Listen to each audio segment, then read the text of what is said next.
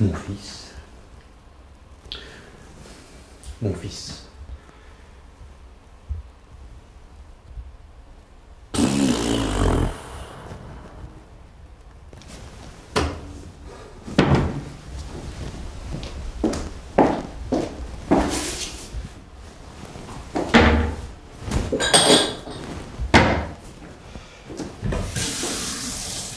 Mon cher fils. Cher fils.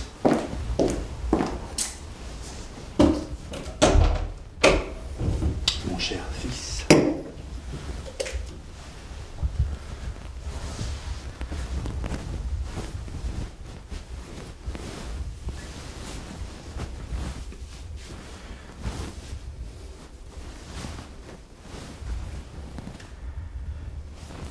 Mon fils.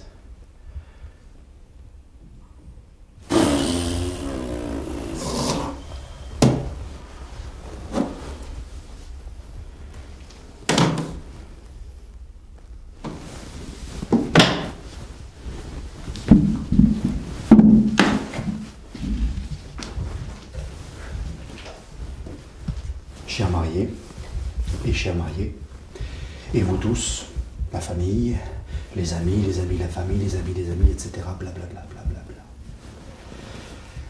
Le fait que je me tienne aujourd'hui ici à prononcer ce discours est pour beaucoup d'entre vous, si ce n'est un séisme, pour le moins une surprise.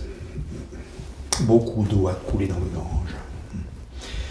Mais nous ne sommes pas là pour revenir sur le passé, bien au contraire, nous sommes là pour regarder vers l'avenir que représente à sa modeste manière ce jeune couple. Mon fils, Valdemar. Quand tu étais enfant, je m'inquiétais souvent de ce que tu deviendrais dans la vie. Tu étais d'une sensibilité maladive, tu avais le nez qui coulait, tu pleurnichais pour rien. Mais tu t'en es sorti. Tu en es la preuve vivante. Tu subviens à tes besoins et bientôt tu pourras procréer en toute légalité.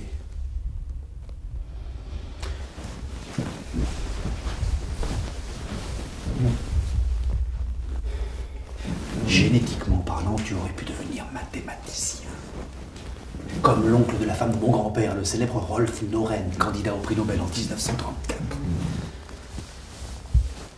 Mais tu as fait tes propres choix. Je ne demande qu'une chose à la femme de mon fils. Sois pour Valdemar une meilleure épouse que sa mère ne l'a jamais été pour son propre mari.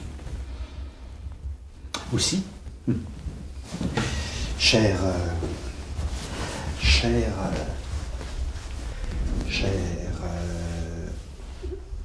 Anne, Annelise, Amanda,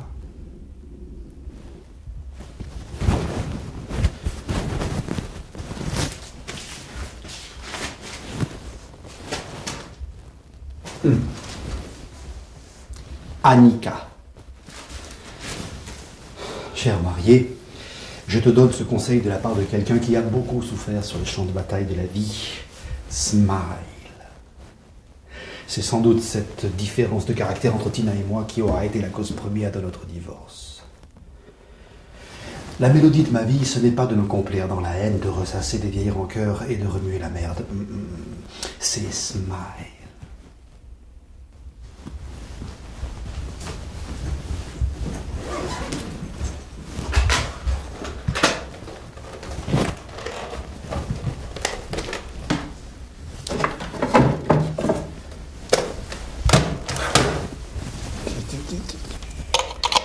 Aïe.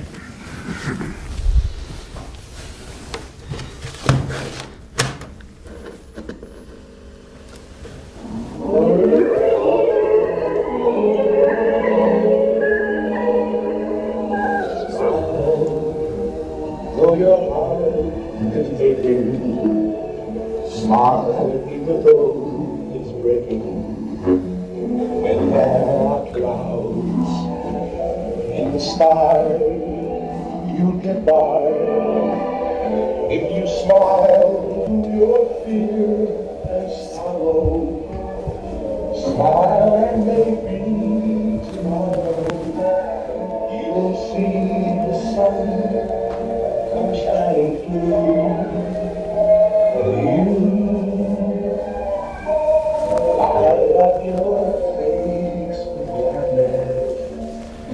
hide every trace of sadness, although a tear may be ever so near. That's the time you must keep on trying. Smile, what's the use of crying? You'll find that life is still worthwhile if you, etc., etc., etc.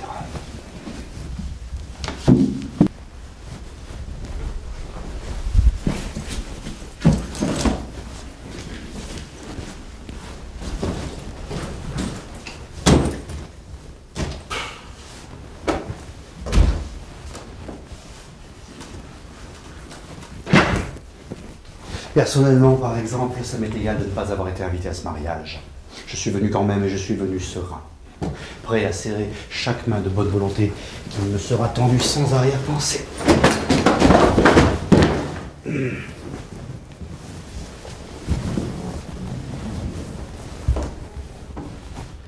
Si j'étais un tant soit peu paranoïaque, je pourrais me demander si on n'aurait pas voulu me tenir exprès éloigné de ces noces. Pourquoi les organiser sinon dans ce trou perdu? J'ai fait 7 heures de train, on m'a esquinté ma valise, l'odeur de mon voisin a failli me rendre fou. Et je suis arrivé ici dans l'hôtel le plus mythe de toute la ville qu'en pleine nuit. 6 heures avant le début de la cérémonie. Et avec les intestins dérangés. Mais je ne me plains pas, je ne me plains pas, ça n'est pas mon genre. Je suis un samouraï dans l'âme. Oh mon Dieu. Oh, oh.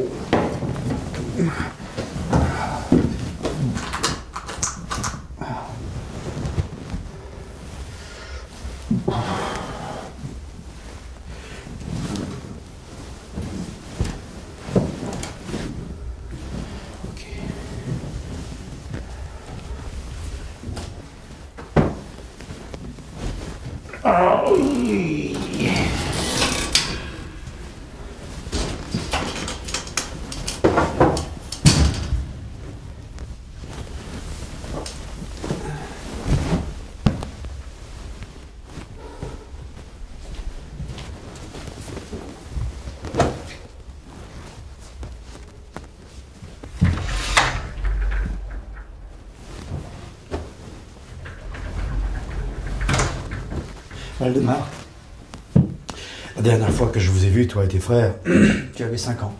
Et tu t'es couvert de boutons de varicelle. À moins que ça n'ait été Marcus. Ou Kai. Merde. Merde.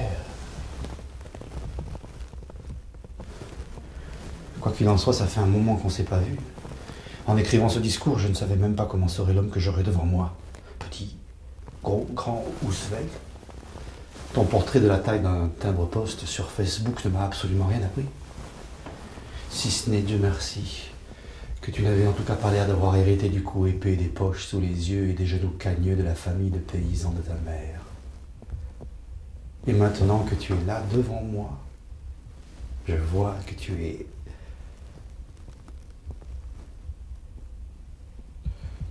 3 petits points, et j'en suis extrêmement, extrêmement.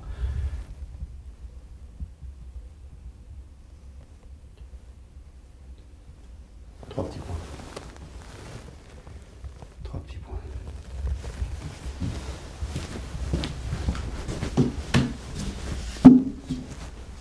Je crains que la mère de Valdemar, dont la famille domine sans doute cette assemblée par le nombre et par la soif de pouvoir, n'ait donné à mon fils une image fausse de la famille de son père et n'en ait minimisé l'importance.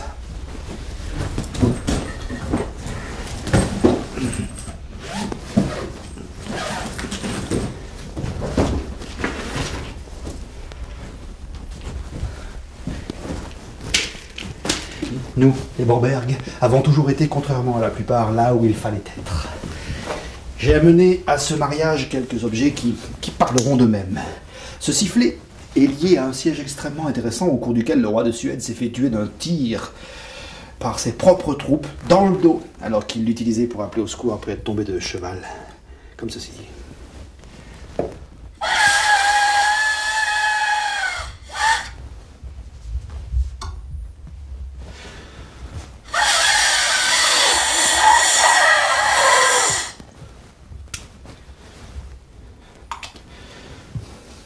Oublions le sifflet.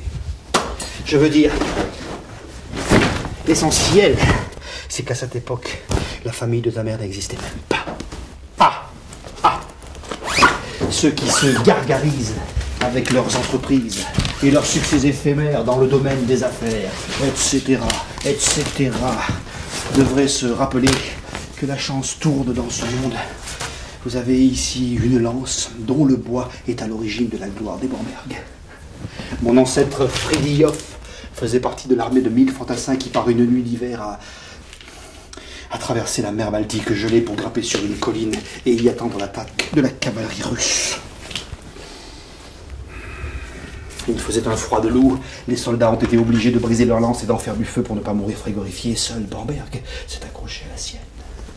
Et puisqu'aucun d'entre vous ne sait de toute façon comment un fantassin utilise sa lance quand un cosaque le charge sur son terrible cheval, je vais vous montrer comment ça se passe. Je souffre malheureusement d'une tendinite.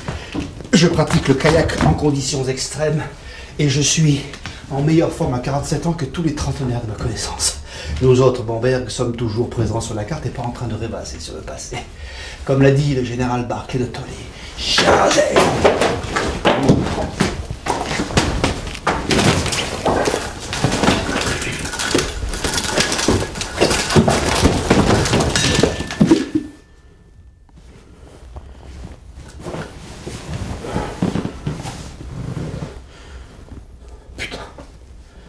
Oh putain.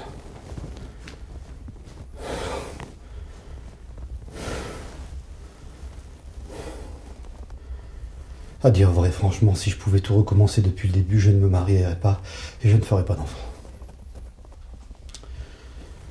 Je serais jeune, libre. J'écrirais des romans historiques au lieu d'être assis ici comme un invalide, épuisé par la stupidité des autres. Et je respirerai le vent pur des montagnes, libre de toute cette merde qui m'accable aujourd'hui.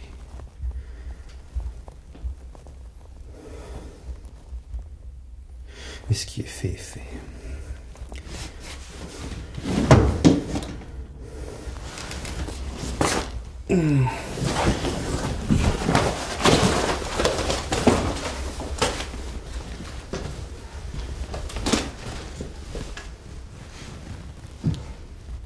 Valdemar, tu es mon fils et je ne le regrette pas une seconde.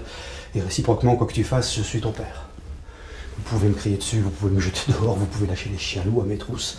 Je suis ton père et tu n'en auras jamais d'autre. Ce type pitoyable que ta mère se coltine depuis des décennies n'est rien, niente, nada, zéro.